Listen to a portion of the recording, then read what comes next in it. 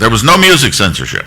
Yes, within the context of your program, you could pull any record you wanted to and play it. There was no music censorship. I say within the context of your program. If you were doing a country and western show, for example, you're not going to play progressive jazz or classical music on it. But other than that, if it was a major artist, if it was a major recording label, we had the records and we were perfectly free to play them. Nobody was forcing us to play polkas and Lawrence Welk all the time. On the other hand, there was news censorship. Now, it was not the way that they showed in the movie. We didn't have Frick and Frack, the Bobbsey twins, sitting there with their little red pencils. It was all done by telephone with our headquarters organization, MACV-OI, MACV Office of Information. MACV was where General Westmoreland had his office. And it wasn't all news stories. There were only two categories of stories that had to be cleared in advance. One, anything involving the Viet Cong, anything involving Vietnam, whether it had to do with the military or not. And anything involving the military, whether it had to do with Vietnam or not. Either way, those stories never made it on the air. To give you an example, there was one in the movie that I think illustrates the thing pretty well. That was the bombing at Jimmy Waugh's restaurant. Now, in reality, the incident happened at a place called the Mekong Floating Restaurant. As the name would imply, it was a restaurant on a boat that was moored in the Saigon River. They had tables and chairs on the deck, and there was a nice breeze coming in off the river, and the food was pretty decent, so a lot of us from the station would go there for dinner. One evening, there were four of us who had dinner there. We left the boat after we finished eating, and about, maybe 10 or 15 minutes after we left the boat, the Viet Cong hit it. Now, they did not hit it with a bomb, but what's called a claymore mine. Now, this isn't technically accurate, but it will give you a good idea. If you imagine a book standing on end, and it could be opened very wide or very narrow.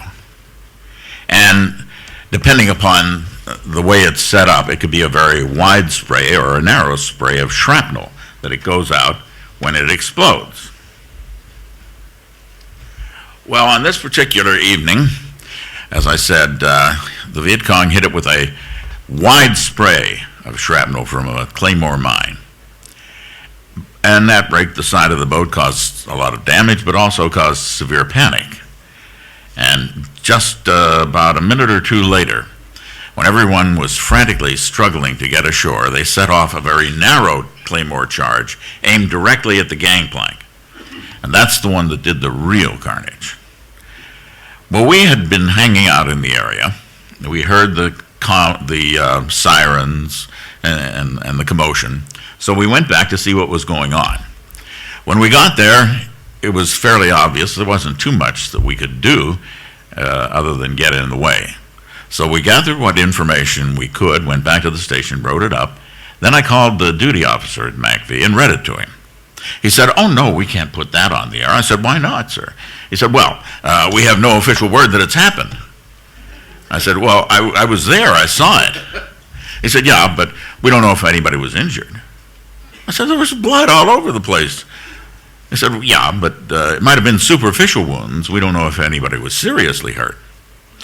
I said, "With due respect, sir, with my own eyes, I've seen heads severed from torsos. Now, barring the second coming, they are not going to get up and walk away."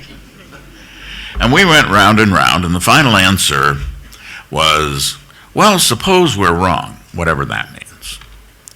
Now, I could stand here and tell you that there was this vast conspiracy to keep the American fighting man and woman in ignorance of what was going on, but I don't believe that that's true. Rather, I think there are two things happening. Number one, there are certain things you cannot put on the air in a war zone. Now, you immediately think in terms of troop movements. Now, of course, you can't put that on the air. But there are often other subtleties. For example, Armed Forces Radio was there to be a morale factor for the troops. We had done some surveys to find out what kind of listeners we had. I don't think anybody was surprised to hear that most of our listeners were young men in their late teens and early 20s. But we got into a little more in depth and found out that very few had ever been outside of their own home, outside of the United States. Many had never been outside their own hometown.